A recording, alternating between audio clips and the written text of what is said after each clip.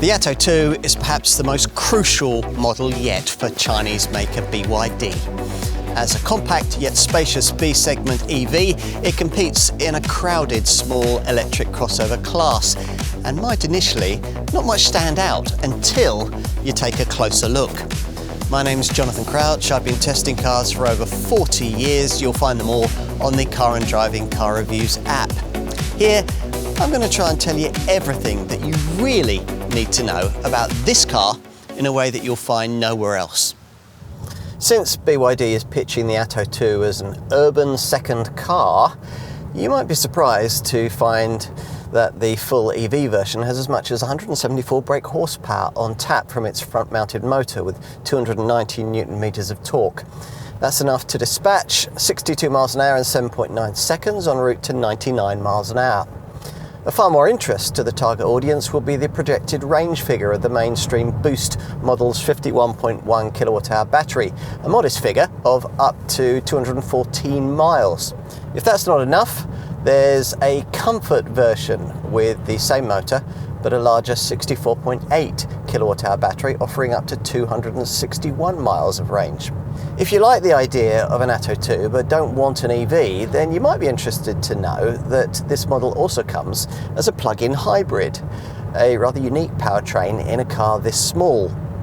The DMI powertrain in question will take the car up to 56 miles on battery power between charges, enabling this PHEV variant to be used much like an EV for suburban trips.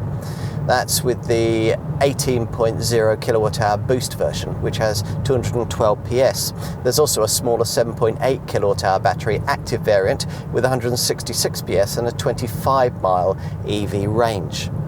This entry Boost model has only a relatively feeble 82 kilowatt DC charging speed. That means a 30 to 80% charge of the Boost's 51.1 kilowatt-hour battery will take 29 minutes, with a 10 to 80% top-up needing 38 minutes. AC charging from a typical 7.4 kilowatt home wall box will take 7 hours 45 minutes with Boost spec, which you can reduce to 5 hours 42 minutes with an 11 kilowatt supply. With the 64.8 kilowatt hour Comfort EV version, a faster 155 kilowatt onboard DC charger is fitted, allowing that top Atto 2 to charge in 19 minutes from 30 to 80%. You need 25 minutes for a 10 to 80% top up. AC charging from a typical 7.4 kilowatt home wall box will take around 10 hours with Comfort spec, which you can reduce to 7 hours 12 minutes with an 11 kilowatt supply. On all variants, there's a smart charging screen option allowing you to set charging times. You probably won't choose an Atto 2 if you want to make a statement to the neighbours. Instead, trendiness here is limited to detail stuff like the floating roof design and the flush door handles. Size-wise, it's just about second car family sized. Think Hyundai Kona or Kia EV3. The Atto 2 is 4,310 millimeters long, 1,830 millimeters wide and 1,675 millimeters tall, and sits on quite large 17-inch wheels. At the front, there are the kind of flowing LED headlights and the black bar with silver trim that we've seen on some of BYD's other models.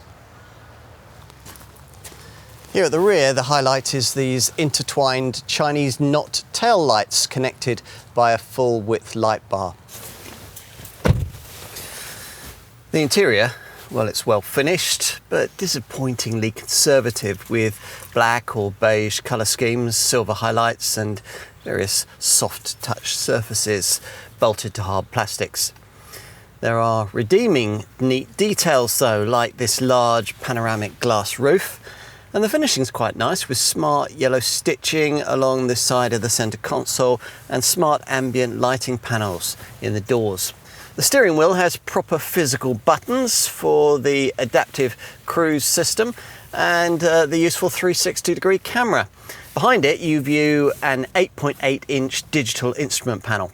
Better is this class-leading 12.8-inch central touchscreen, which has BYD's usual rotating feature so you can view it either in landscape or portrait formats. Unfortunately, there are no physical climate controls. Cabin temperature and fan speed are displayed at the bottom of the central touchscreen. Let's take a look in the back. As you'd hope, given the boxy shape and the relatively generous 2,620mm wheelbase length, the rear seat is quite roomy, though the bench doesn't slide, nor does the backrest recline, but the standard panoramic glass roof gives an airy feel. There's enough leg space for 6-foot adults. You'd struggle to fit in 3 of them. Out back, there's a 400-litre boot in this Boost EV model. Strangely, with the bigger battery Comfort EV version, you get slightly more, 450 litres. The DMI PHEV has a 425-litre boot. There are lots of reasons why you might like an Atto 2. It's practical, comfortable, easy to drive, and in full electric form, relatively okay on EV range, especially if you factor in the standard heat pump most rivals don't offer or charge you a lot more for. It's also good because it comes with a great warranty and is exceptionally well equipped, particularly when it comes to a level of media provision that embarrasses quite a few obvious rivals. The option of a plug-in hybrid powertrain is also a unique selling point in this segment. BYD has almost created a class leader here, but for a few areas the company still has to work on. But it's got just close enough to that goal to offer a credible alternative to the more established opposition.